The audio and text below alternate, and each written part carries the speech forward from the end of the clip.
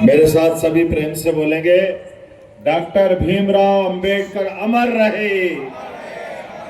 Doctor Bhimrao Ambedkar अमर रहे।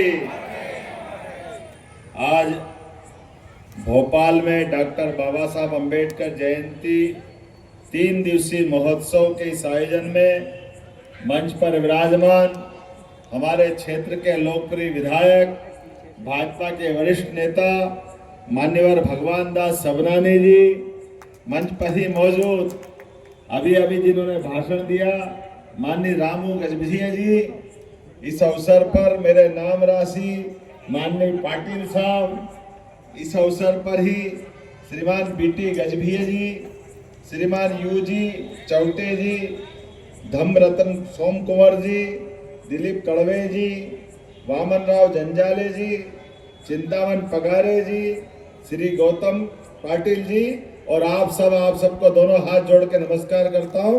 आप सबका अभिनंदन करता हूं। एक ऐसे व्यक्तित्व को स्मरण करते हुए ये जयंती डॉक्टर भीमराव अंबेडकर का जो आयोजन हमारे लिए 3 दिवसीय आयोजन जोड़ा, सच में जब इस देश पर परमात्मा की दया होती है तो ऐसे भीमराव अंबेडकर का जन्म होता है, हम सबका सौभाग्य है।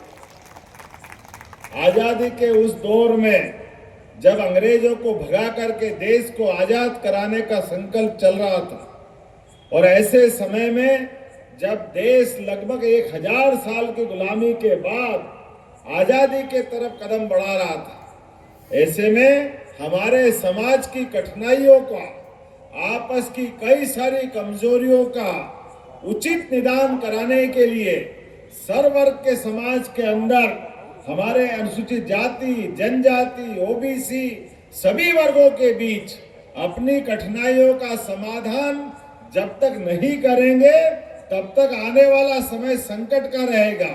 इस संकट को पहचानने के लिए डॉक्टर भीमराव अंबेडकर जी की बड़ी भूमिका है। जोरदार अभिनंदन करें अपने भारत रत्न डॉक्टर भीमराव अंबेडकर जी के लिए।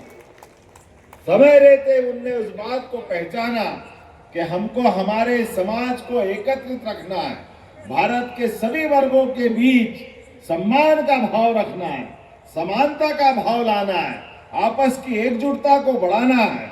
इसलिए सच्चे अर्थों में भारत की आत्मा में लोकतंत्र का दीपक जलाने के लिए मध्य प्रदेश के लाल, संविधान के शिल्पी डॉक्टर भीमराव अंबेडकर को कोटि से नमन करते, उनका स्मरण करते। मुझे इस बात की प्रसन्नता है इसी मंच पर हमारी पार्टी को लेकर के कितनी अच्छी बात भी कही गई और ये बात सही है। डॉक्टर भीमराव अंबेडकर को अगर सच में आत्मा से दुख देने का काम किसी ने किया तो कांग्रेस के लोगों ने किया है। कांग्रेस के लोगों ने जिनने संविधान दिया उनको चुनाव लड़ करके चुनाव जीतने जाने में भी कदम कदम पे कष्ट खड़े किए, उनको चुनाव हराने का प्रयास किया। कितना दुर्भाग्य की बात बोलना पड़ेगी। कांग्रेस के लोगों को इस बात के लिए कोई मन में पता नहीं क्या कितनी मन की उनकी कड़वी भावना थी। डॉक्टर अंबेडकर जिन्होंने विधानसभा, लोकसभा के बाद अपने चुनाव जीतने के साथ अगर वो चुनाव में जाते आगे तो पता नहीं परमात्मा की दया से हमारा लोकतंत्र का सूरज और उज्जवल होता। लेकिन मैं एक बार नहीं, हर बार भारत रत्न का भी मामला आया तो मुझे स्वर्गीय भारत रत्न अटल बिहारी वाजपेयी जी स्मरण आते हैं।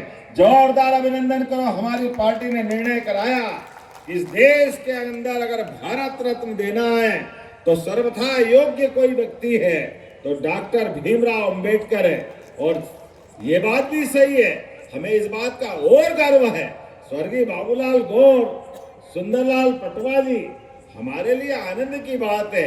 मध्य प्रदेश का लाल, महू में जिनकी जन्मस्थली, वो स्थान को मान सम्मान दिला करके पूरे देश और दुनिया के बाबा साहब अंबेडकर के अनुयायियों को अपना एक जन्म स्थान, तीर्थ स्थान बनाने का काम अगर किसी ने किया है तो हमारी पार्टी के लोगों ने किया है।